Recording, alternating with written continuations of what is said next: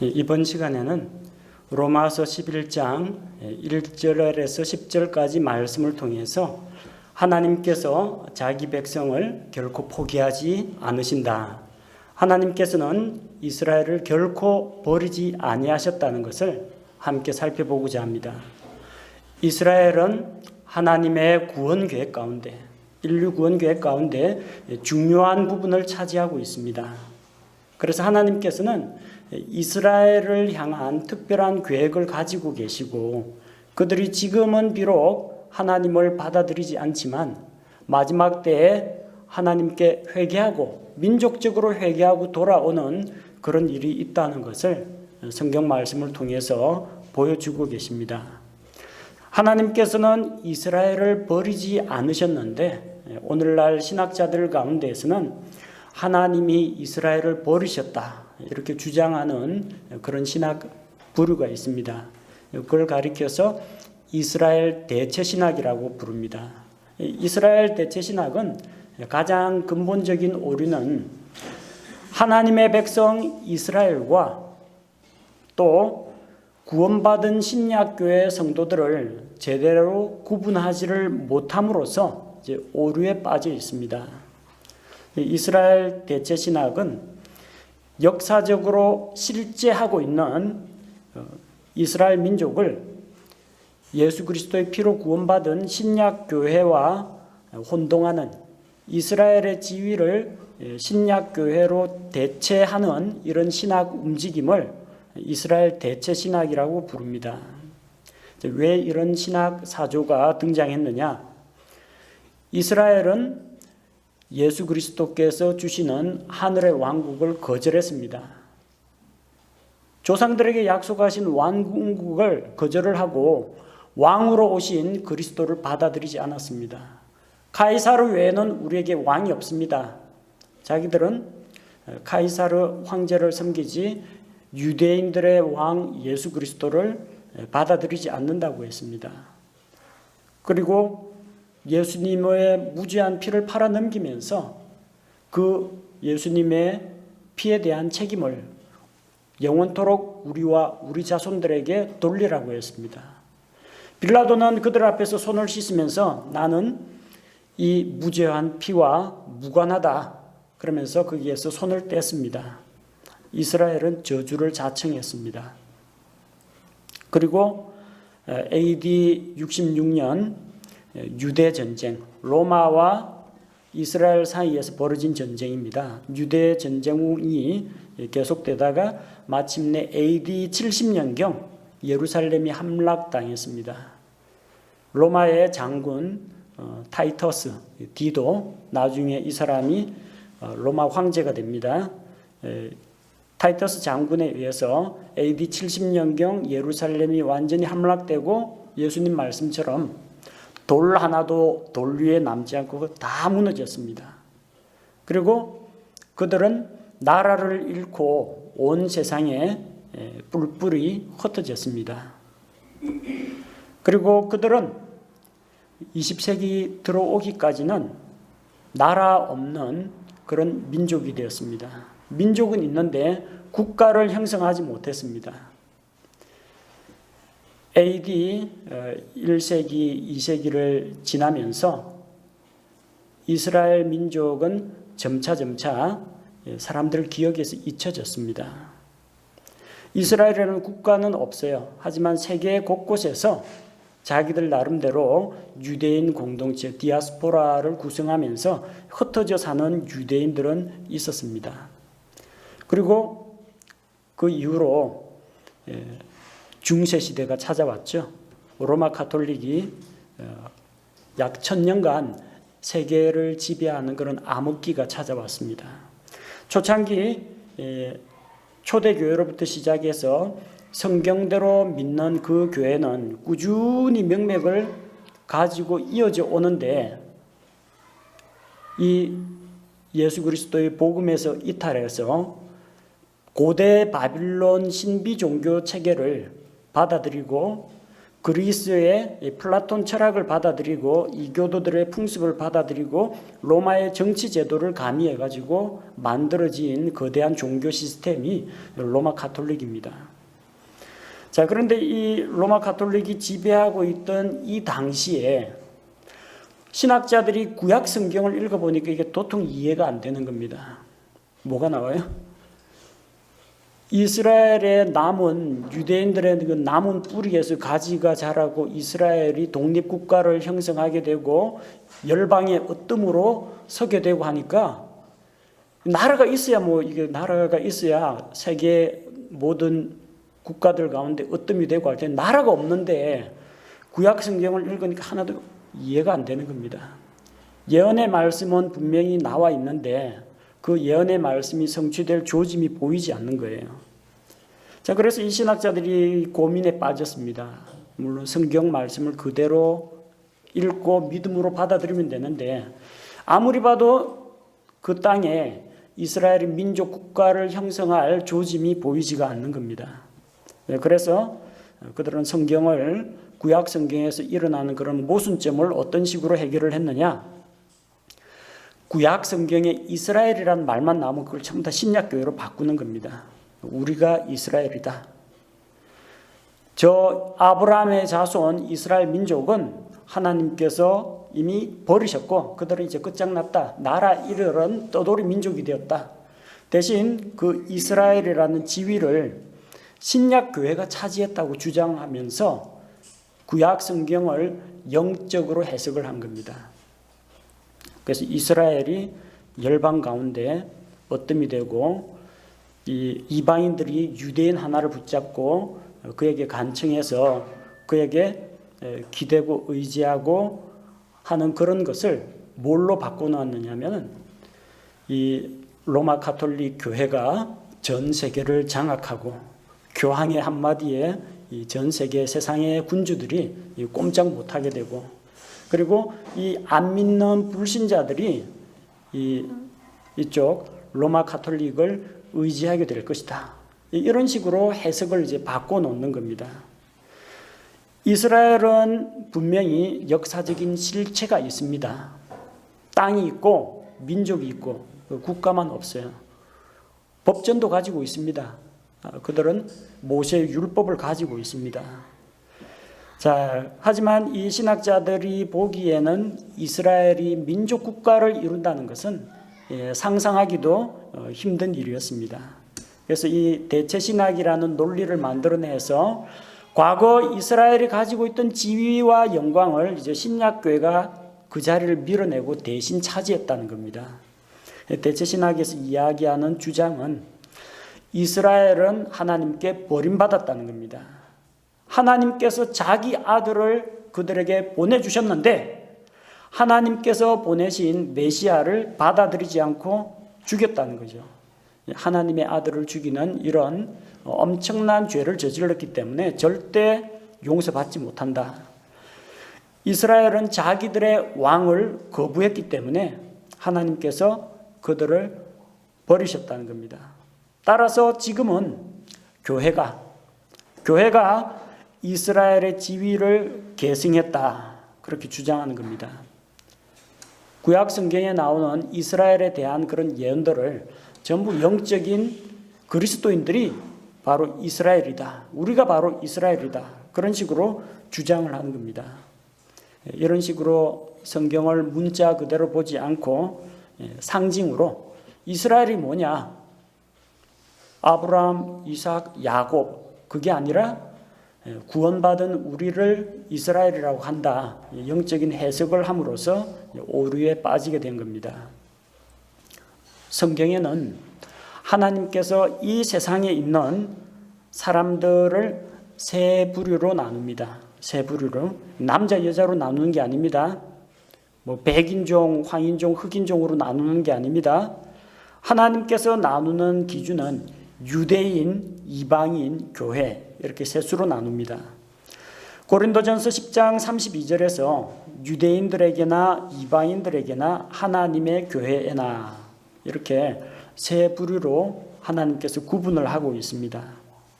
그리고 교회와 이스라엘은 결코 같을래야 같을 수가 없습니다. 신분이 다르다는 거예요. 마태복음 13장에서는 하늘의 왕국을 나타내는 비유가 나옵니다. 그 중에 나란히 등장하는 두 가지 비유가 있죠. 밭에 감춰진 보물, 그리고 매우 값진 진주 이야기가 있습니다.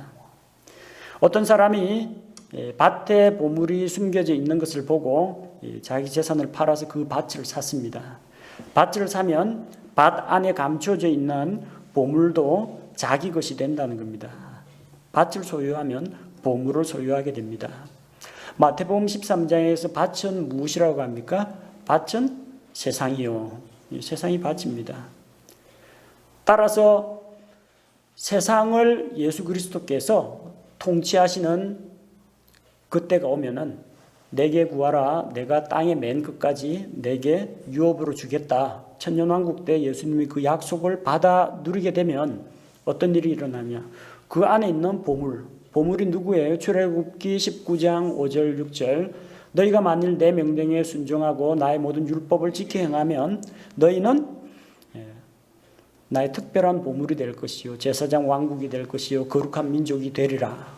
특별한 보물은 이스라엘입니다. 그 특별한 보물은 땅에 있어요. 이 세상에 있습니다. 하늘에 있는 게 아닙니다. 이 땅 한가운데 털을 잡고 있어요. 예수 그리스도께서 땅을 회복하실 때 천년왕국 때 이스라엘 하나님의 보물 이스라엘도 하나님께 돌아온다는 이야기입니다. 반면 이어지는 값진 진주를 구하는 장사꾼 이야기가 나오죠. 매우 값진 진주 하나를 만남에 자기의 모든 것을 다 팔아가지고 그 진주를 자기 것으로 만들었다고 했습니다.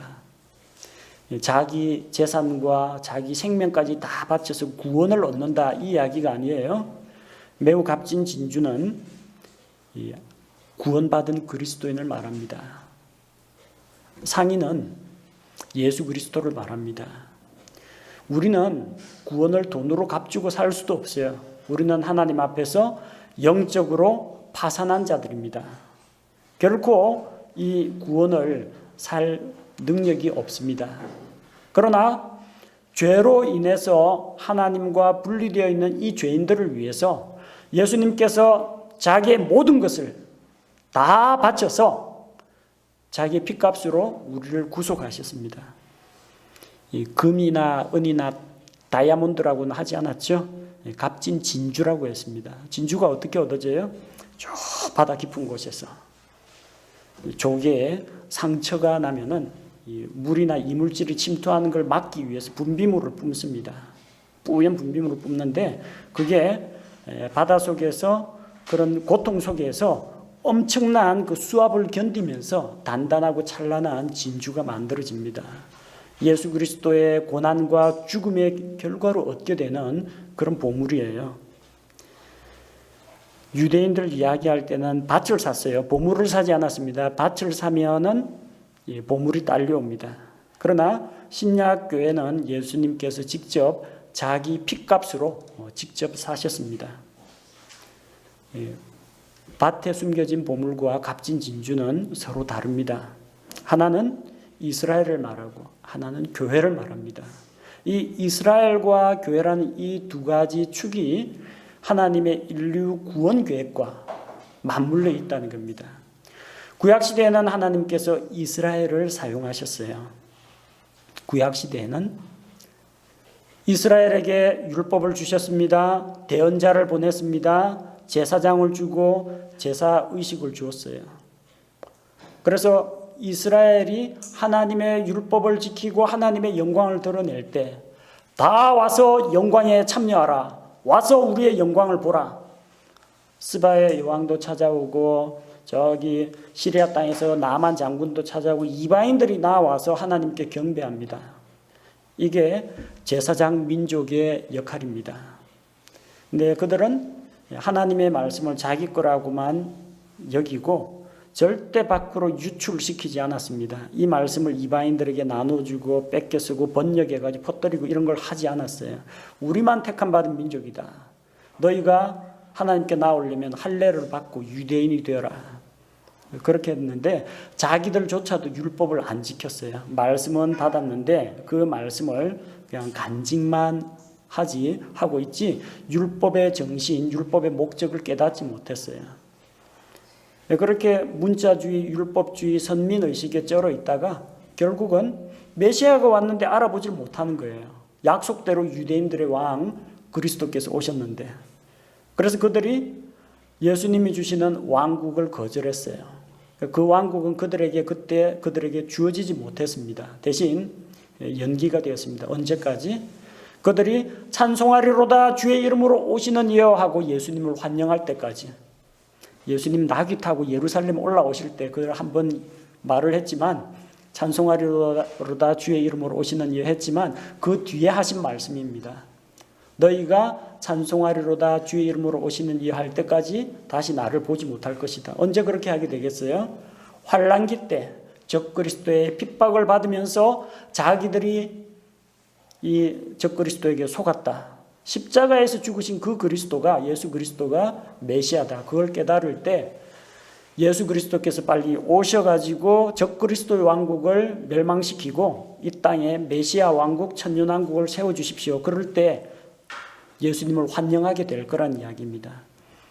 그때가 되면은 이스라엘이 다시 왕국을 받게 됩니다. 그럼 그때까지는 누가 이 하나님의 영광과 하나님의 말씀을 전하느냐? 그 중간에 끼어 있는 게 신약교회입니다. 이스라엘 역할 끝난 게 아니에요. 구약시대에 바로 제사장 민족으로 역할을 했는데 예수님이 왔는데 정작 그들이 이 예수님을 알아보지 못했어요. 그리스도를 알아보지 못했어요. 그래서 그 역할을 지금은 신약교회가 담당하고 있습니다. 근데 신약교회가 완성되면 휴거돼가지고 올라갑니다. 그럼 땅에는 신약교회가 없어요. 누가 환난기 때 남아있는 자들에게 말씀을 전하느냐? 누가 전하느냐? 두 증인 14만 4천 명의 유대인 선교사들, 이 사람들이 환난기 때 활동을 하게 될 겁니다. 그러니까 지금 이스라엘이 당장 예수 그리스도를 받아들이지 않았다고 해서 그들이 완전히 끝장난 게 아니에요. 아직 하나님의 구원 계획 가운데 분명히 쓰임 받을 때가 온다는 겁니다. 이스라엘과 교회라는 두 가지 축을 이용해서 세상에 있는 모든 사람들에게 하나님의 영광과 그분의 말씀과 이 진리의 복음을 선포하시는 것이 하나님의 구원 계획이라는 겁니다. 자, 그래서 교회는 교회고 이스라엘은 이스라엘이고 각기 하나님께서 부여하신 책무와 계획이 따로 있다는 겁니다. 자, 더군다나 1948년 5월 14일 이스라엘이 독립된 민족 국가를 이루게 되었습니다. 그 이전에는 이스라엘이 국가를 이루지 못하니까 구약 성경에 있던 이스라엘 민족의 회복에 대한 이 약속의 말씀들을 다 의미 없는 것으로 해석을 하고 이거는 이스라엘 사람들을 향한 게 아니라 교회를 향한 것이다. 그렇게 영적인 해석을 했는데 이제 바뀌었다는 거예요. 이스라엘을 독립하고 민족 국가를 이루었습니다. 지금 저기 팔레스틴 땅, 가나안 땅 가면요, 이스라엘 사람들 살고 있고 또 한 옆에는 피에로 팔레스틴 해방 기구가 있고 시리아, 요르단 이런 나라들에 둘러싸여 있습니다. 국가를 이루고 있습니다. 그러니까 이스라엘이 국가를 이루지 못한 것으로 인해서 나오게 된 대체 신학이라는 이런 신학 이론은 이제 폐기되어야 한다는 겁니다. 자, 하나님께서는 자기 백성 이스라엘을 버리셨느냐? 버리신 적이 없습니다. 로마서 11장 1절, 그러면 내가 말하노니 하나님께서 자신의 백성을 버리셨느냐? 결코 그럴 수 없느니라. 결코 버리지 않으셨다는 이야기입니다. 예레미야 31장 35절에서 37절에 보면은 하나님께서 해로 낮을 주관하게 하시고 달로 밤을 주관하게 하셨습니다. 바로 이 낮과 밤의 규례가 변하지 않는 한 이스라엘을 버리지 않겠다고 말씀하셨습니다. 하나님은 그 언약을 지키십니다. 만약에 이 해가 안 뜨고 달이 안 뜨고 그런 상황이라면 몰라도 이 해와 달이 있는 한 이 언약은 변함없이 이루어질 거라는 겁니다. 호세아 3장 1절을 보면 북이스라엘의 대언자 호세아는 창녀 고멜과 결혼해서 하나님의 사랑을 선포되는 말씀이 아니라 자기의 삶으로 보여주었습니다. 하나님이 호세아를 통해서 말씀하십니다. 내가 그 간음한 여인, 음란한 여인을 아내로 맞이해서 끝까지 그녀의 상태에 관계없이 너가 사랑하는 것처럼 이스라엘 백성이 비록 건포도 빵을 즐기고 우상을 섬기고 다른 신에게 경배할지라도 내가 여전히 그들을 사랑한다. 내가 그들을 놓지 않겠다는 겁니다. 호세아 아내 고멜이 또 호세아하고 결혼해서 살다가 또 딴 남자하고 눈이 맞아가 또 나가서 또 창녀짓을 해요. 그래서 이혼정서 써가지고 내쫓았느냐? 아닙니다. 너는 가서 그녀를 값을 주고 또 사오라고 합니다. 다른 남자와 눈이 맞아가지고 간음하는 음부가 된 그 여인을 끝까지 사랑하라 값 주고 사왔어요. 사와서 자기 아내로 삼고 다시는 다른 데 가지 말라고 간곡한 말로 사랑으로 이야기합니다. 이와 같이 이스라엘이 우상숭배에 빠져서 다른 신들에게 갈지라도 내가 놓지 않겠다. 끝까지 붙잡아 준다는 겁니다. 이스라엘이 불순종을 한다고 해서 하나님의 언약이 폐기가 되는 것은 아닙니다. 또 교회와 이스라엘은 서로 신분이 다릅니다. 예레미야 3장 14절에서 이스라엘 민족은 주 여호와와 결혼한 아내로 나옵니다. 결혼한 아내예요. 결혼했습니다. 결혼식 올렸습니다. 그럼 유부녀예요. 유부녀. 그래서 이스라엘이 만약에 우상들에게 가서 경배한다면 이거는 자기 남편을 버리고 바람 피운 여자하고 똑같은 거예요. 간음하는 여인이라고 했습니다. 반면 신약교회는 고린도후서 11장 2절에서 내가 너희를 정결한 한 처녀로 그리스도에게 정혼시켰다고 했습니다. 우리는 처녀입니다.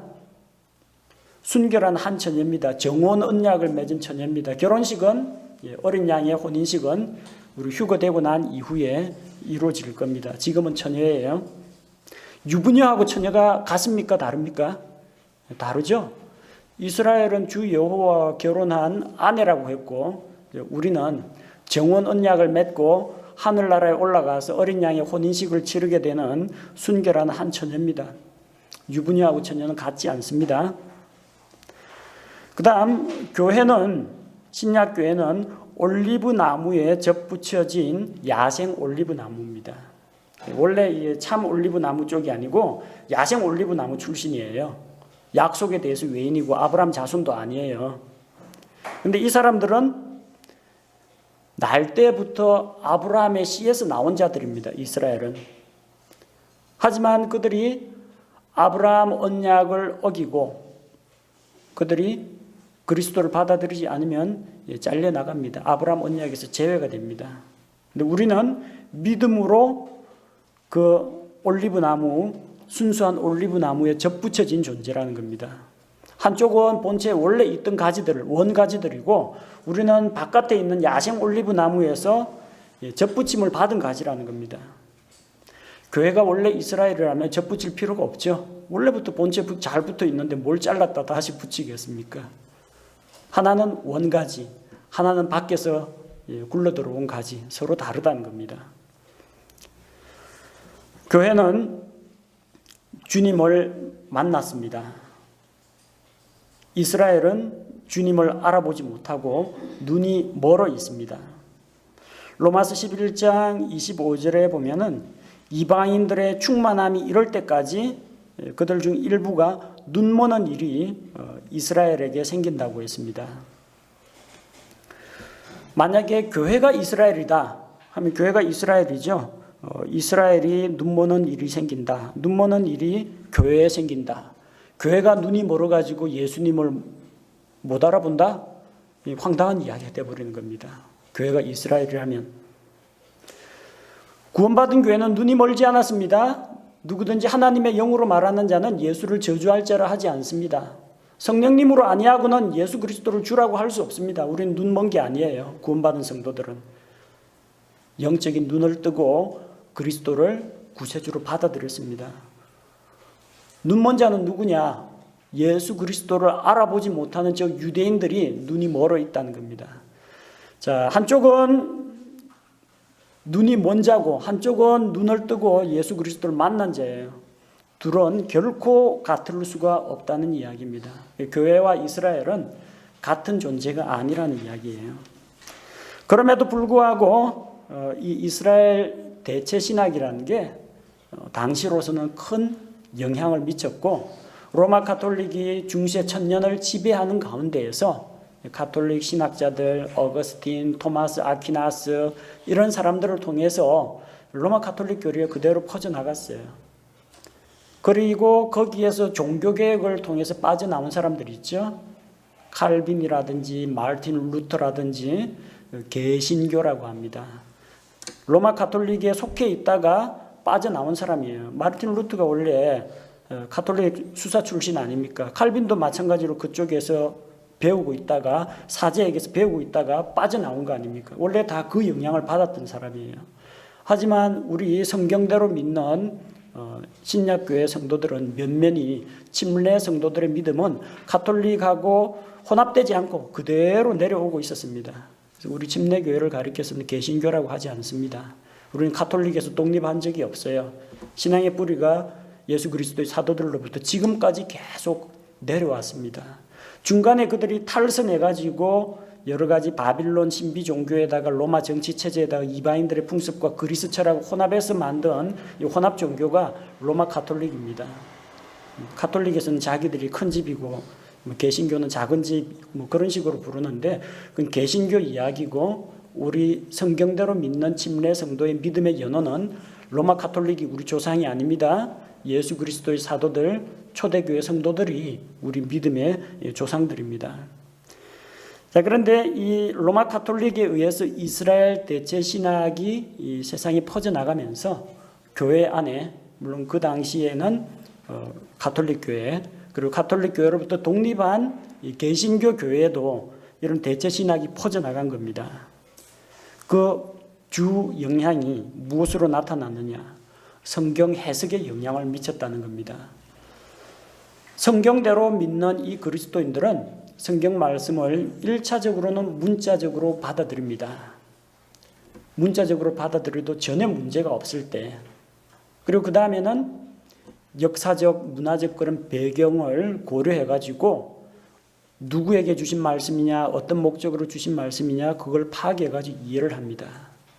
또한 그 안에 있는 문법적인 의미를 파악해서 이게 단수냐, 복수냐, 시제가 무엇이냐, 명령문이냐, 평서문이냐 이런 걸 문법적인 해석을 취합니다.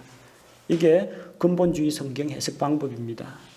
근데 이 성경 해석 방식을 버리고 이집트의 알렉산드리아 학파, 오리겐이 수장으로 있던 그 오리겐의 영향을 받은 사람들은 성경을 전부 다 비유나 상징이나 영적인 것으로 해석을 한다는 겁니다. 바로 이스라엘이라는 이 단어를 아브라함과 이삭의 자손 이스라엘 이걸로 받아들이지 않고 이스라엘은 교회를 상징한다. 구약 성경에 이스라엘은 교회를 상징한다. 구약 성경에는 교회가 나온 적이 없습니다. 교회는 사도행전 2장부터 시작이 되었습니다.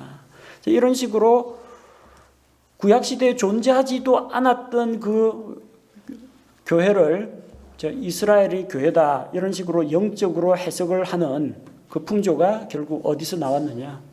알렉산드리아 학파의 전통이고 그게 로마 가톨릭에서 채택한 겁니다. 문자적, 역사적, 문법적 해석을 버리고 성경을 영해하는 그런 분위기가 조성이 됐다는 겁니다. 이스라엘은 이걸 상징한다. 예루살렘은 교회 예배당을 상징한다. 예루살렘으로 모여라. 예배당으로 모여라. 제사장은 목사를 상징한다.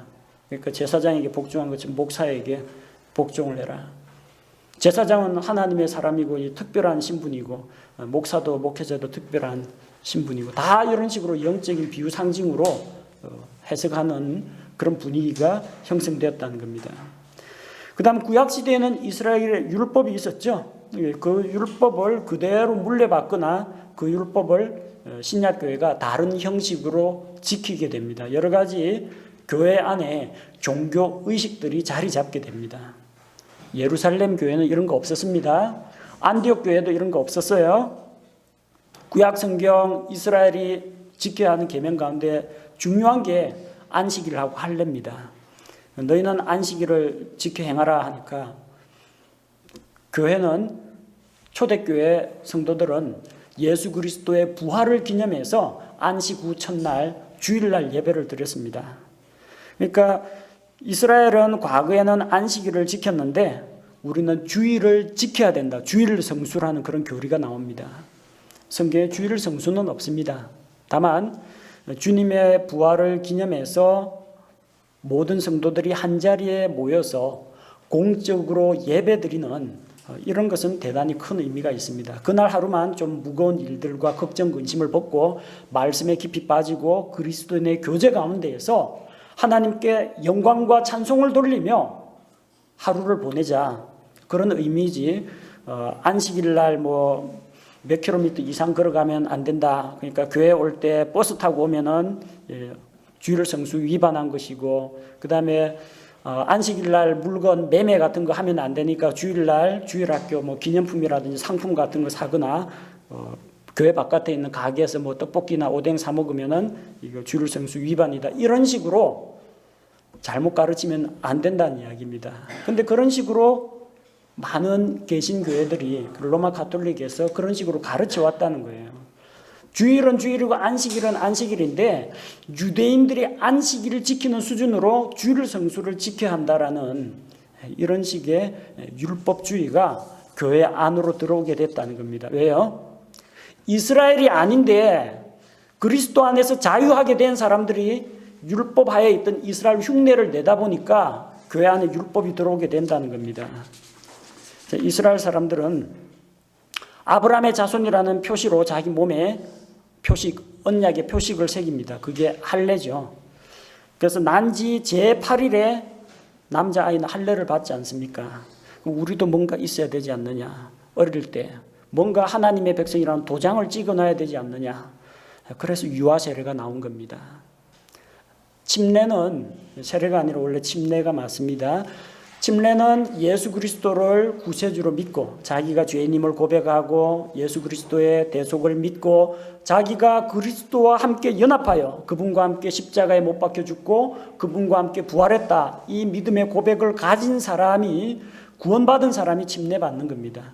침례나 세례 받아가지고 구원받는 게 아닙니다. 자, 그런데 어릴 때 아브라함의 자손이라는 표시로 할례를 행하는 것처럼 너희가 하나님의 아들이라는 표시로 유아 세례를 받으라는 겁니다. 죄가 뭔지도 모르고 복음을 이해하지도 못하고 예수 그리스도를 영접할 수도 없고 거절할 수도 없는 이런 유아에게, 포대기에 쌓여있는 아이에게 유아 세례를 주는 겁니다. 구약시대 할례, 이스라엘이 받던 할례를 신약 교회에다가 적용을 하니까 이런 문제가 일어나는 거죠. 구약시대 제도가 신약 교회 안으로 들어옵니다.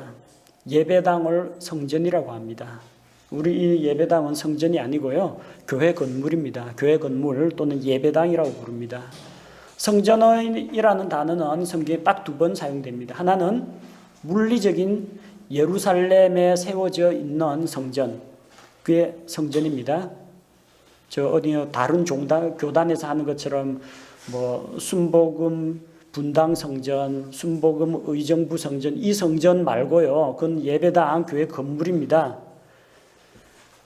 예배당을 자꾸 성전이라고 해요. 유대인들 흉내내는 겁니다.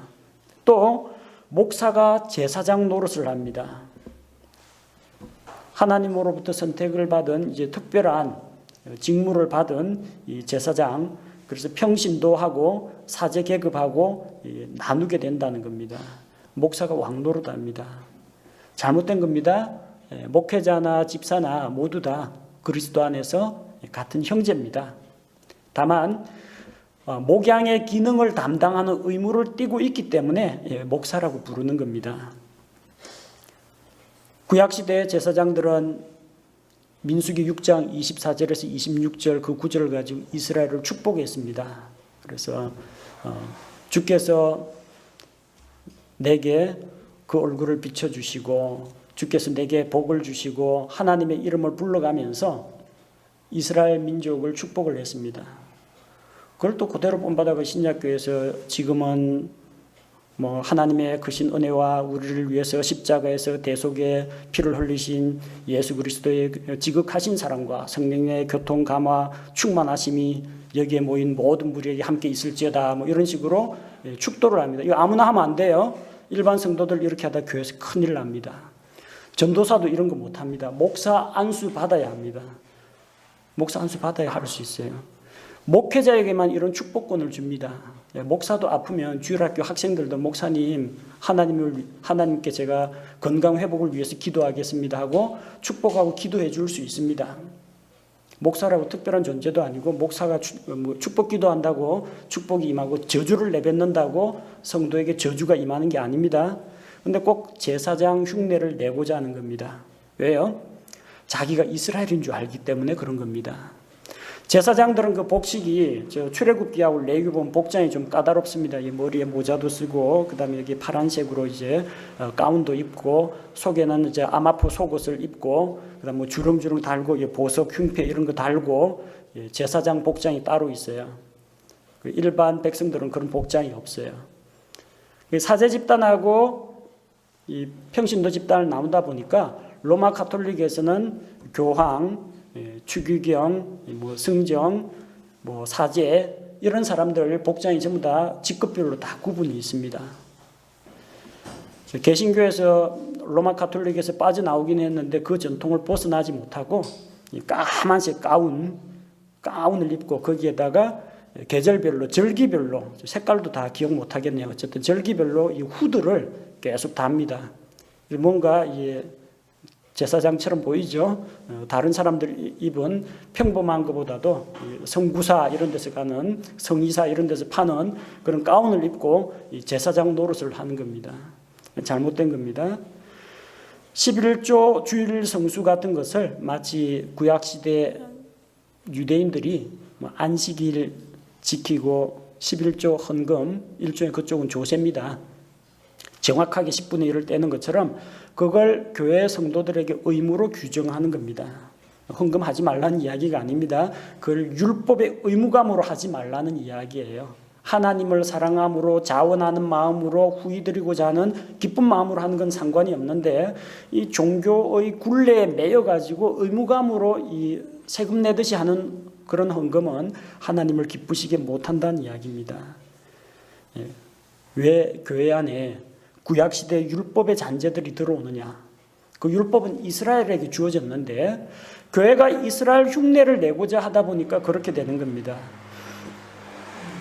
자, 그리고 또 중요한 역사적인 사건이 있죠. 십자군 전쟁이 왜 일어나느냐.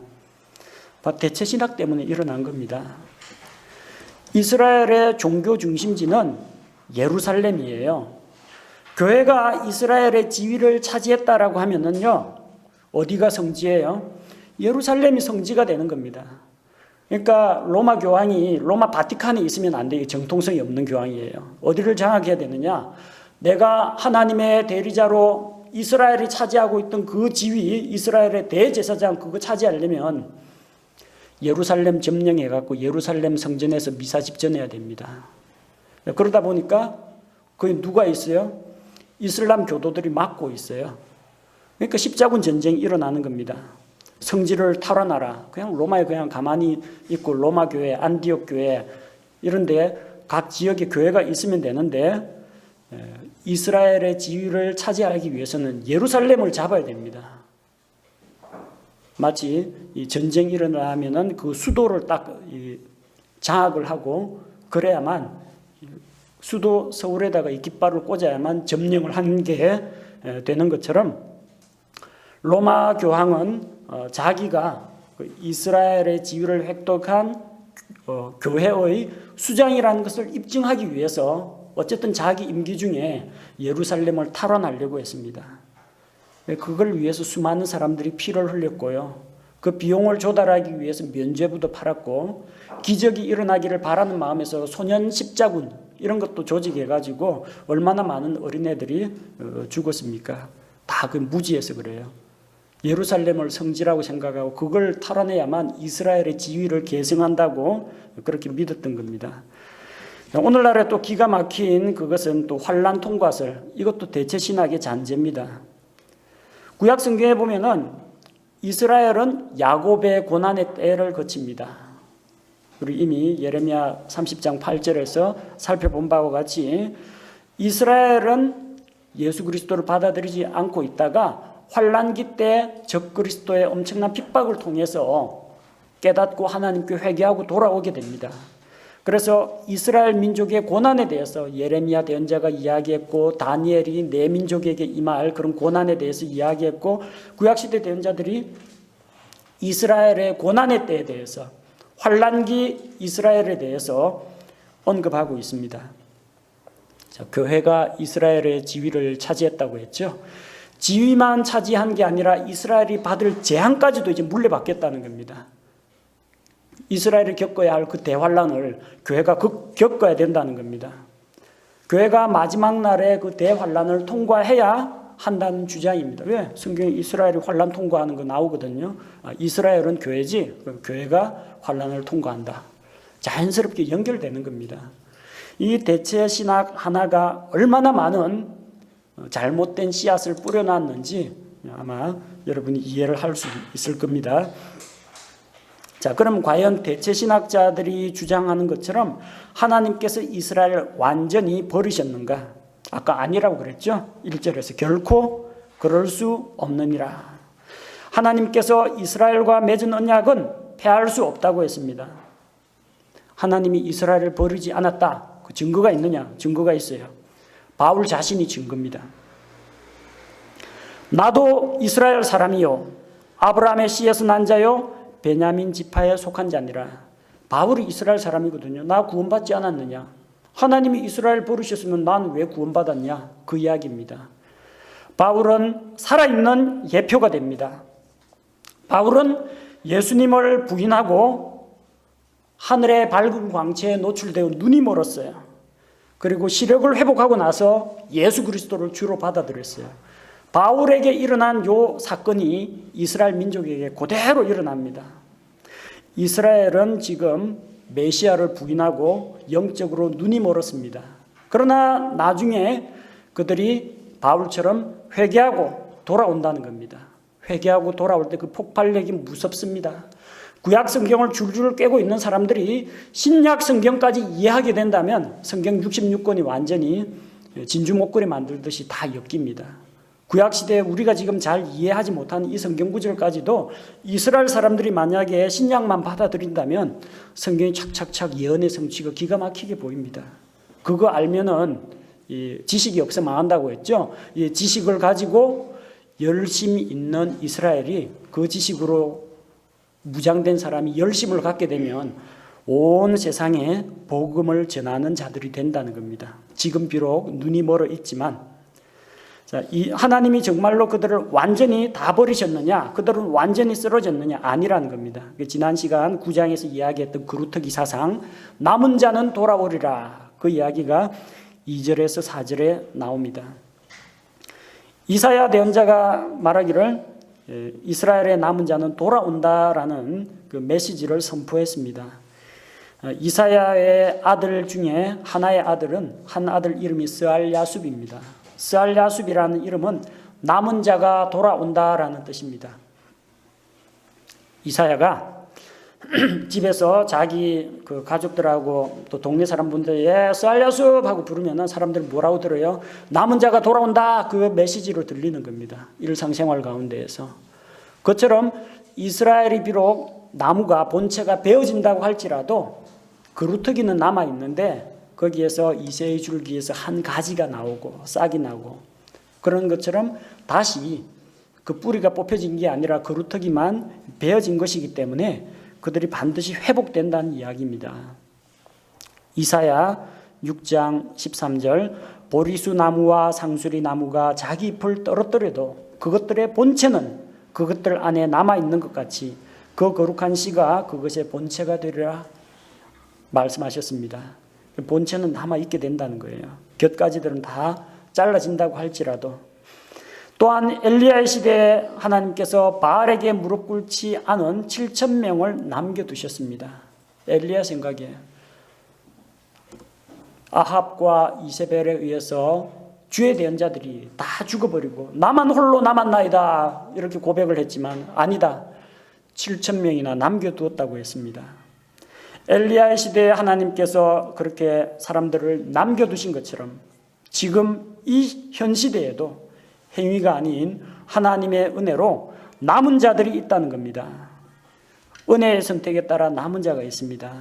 만약 그게 은혜로 된 것이면 행위가 아니요, 행위로 된 것이면 은혜가 아니라는 겁니다. 하나님의 은혜, 전적으로 무료로 값없이 주시는 겁니다. 근데 만약에 내가 내 행위가 구원받는데 조금이라도 기여했다면 그거는 은혜가 아니라는 이야기입니다. 만약에 내가 행위로 구원을 받는다, 그럼 하나님의 도움이라든지 하나님의 은혜는 전혀 필요 없다는 겁니다.